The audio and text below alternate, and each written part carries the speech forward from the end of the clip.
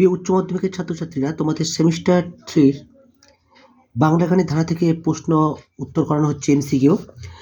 ঢপ কীর্তনের প্রবর্তক হলেন অঘোর দাস, শ্যাম দাস, মোহন সরকার, রূপচাঁদ অধিকারী।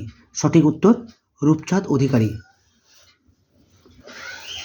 অভিজ্ঞান শকুন্তলা থিয়েটার প্রযোজনার জন্য গান রচনা করেন মধুসূদন দত্ত, ভারতচন্দ্র রায়, কবিচন্দ্র, নবীনচন্দ্র বসু। সঠিক উত্তর কবিচন্দ্র।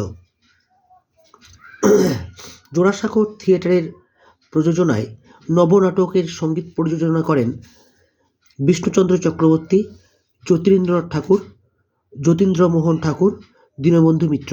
সঠিক উত্তর বিষ্ণুচন্দ্র চক্রবর্তী।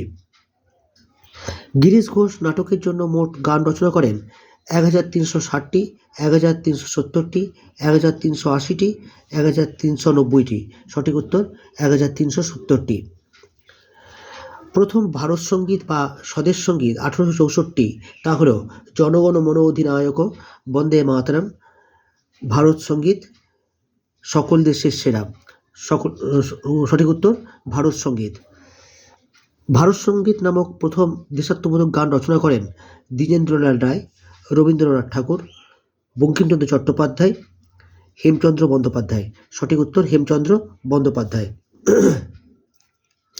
মিলে সবে ভারত সন্তান ও জয় ভারতের জয় গানের রচয়িতা সত্যেন্দ্রনাথ ঠাকুর, গোবিন্দচন্দ্র রায়, কৃষ্ণধন বন্দ্যোপাধ্যায়, হেমচন্দ্র বন্দ্যোপাধ্যায়। সঠিক উত্তর সত্যেন্দ্রনাথ ঠাকুর।